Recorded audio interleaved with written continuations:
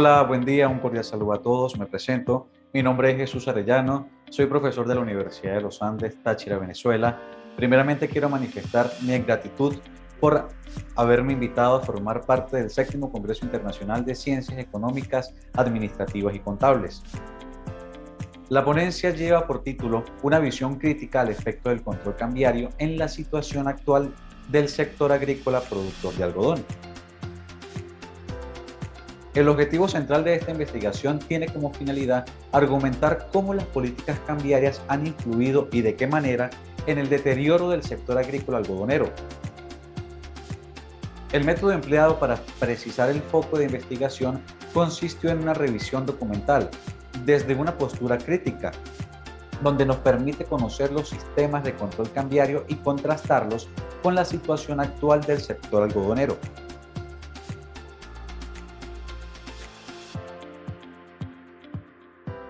En este orden de ideas, comenzamos a describir brevemente cómo ha sido la historia del control cambiario en Venezuela, comenzando en 1934 a 1936 la primera intervención del mercado cambiario con el convenio Tinoco, que tuvo una vigencia por 3 años. Buscó estabilizar el bolívar mediante la intervención de empresas petroleras internacionales.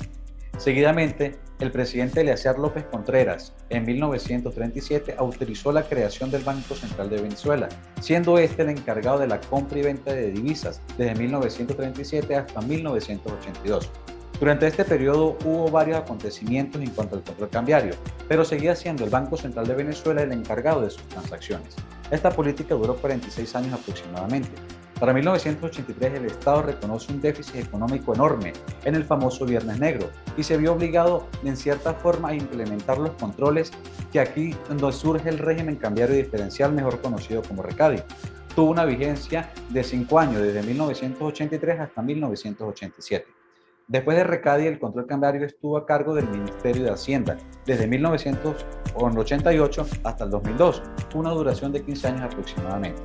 A 20 años de RECADI, del 2003 hasta finales de 2013, se crea el Centro Nacional de Administración de Divisas, mejor conocido como CADIVI, con una duración de 11 años. Y posterior a eso, los mecanismos de control de divisas fueron fugaces. Sencoex duró 1 año, CIMADI 1 año, DICON 3 años, Interbank 1 año y en la actualidad la Mesa del Cambio.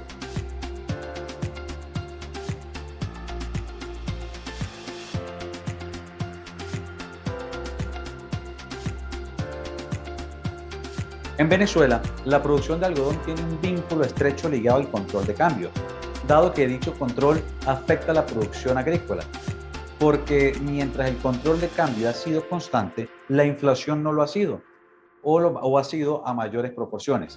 Y mientras el mundo maneja una devaluación baja en sus monedas, el país no, ocasionando una discrepancia en los costos de producción y en la disminución de la capacidad productiva del país, haciendo cada vez más dependiente de las importaciones a este sector. Venezuela tiempo atrás vivió la época de oro del algodón en los años 60 y en los años 70, donde su siembra y cosecha eran de grandes proporciones, satisfaciendo en gran parte la demanda interna. Pero en la década de los 90 se dio una apertura a las importaciones de materia prima y telas, así como a gigantes textileros como la China y la India, logrando permear el mercado criollo, y eso afectó el cultivo del algodón interno. Al saber que el país contó con años de bonanza de algodón, deja evidencia que Venezuela posee climas y suelos para el desarrollo óptimo de los cultivos, pero deja al descubierto que el Estado tiene olvidado la producción de algodón a nivel nacional, porque sus esfuerzos están direccionados a controlar el control cambiario, que ha traído consigo una persecución a la empresa privada.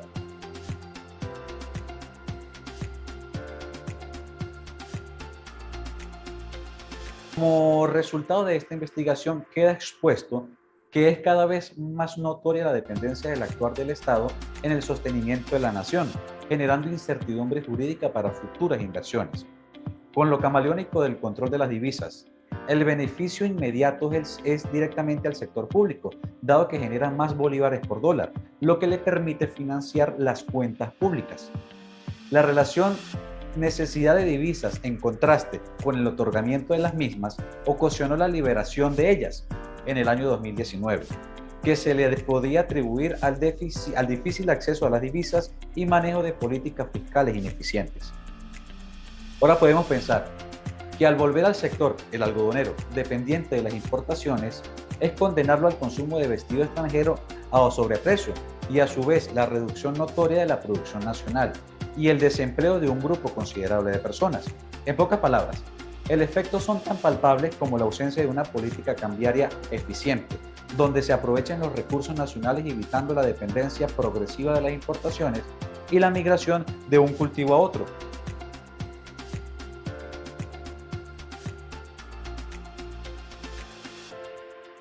Los efectos se pueden resumir en 1. La inestabilidad del rubro, 2. La escasez de la materia prima, 3. La disminución de los inventarios, lo cual ocasionaría desempleos, inseguridad jurídica, desindustrialización, precios elevados, pérdidas del poder adquisitivo. Referente al Estado, no prestar atención a la situación y a las necesidades, la falta de incentivos propios del rubro, condenar a la nación al rentismo petrolero, no proteger al sector algodonero de las importaciones.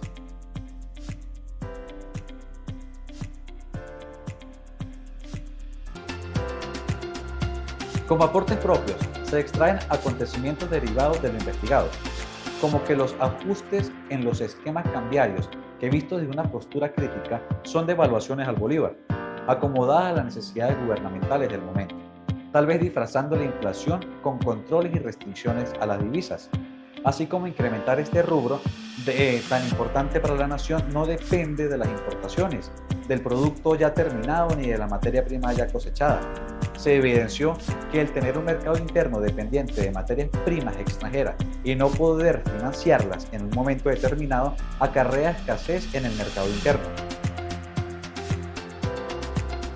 Como punto medio para aumentar la producción, considero viable crear un escenario beneficioso para ambas partes, estados y productor, donde el Estado se compromete a crear las condiciones que estimulen a multiplicar los cultivos de algodón por medio de beneficios fiscales, concesiones, subsidios, mientras que el agricultor se compromete a garantizar un mercado interno satisfecho, generador de empleos y con la posibilidad de exportar. En pocas palabras, esto ha sido un breve recorrido sobre la historia del control cambiario y sus efectos en la producción de algodón. No me queda más sino que agradecer por su atención. Muchísimas gracias por su invitación. Nos vemos pronto.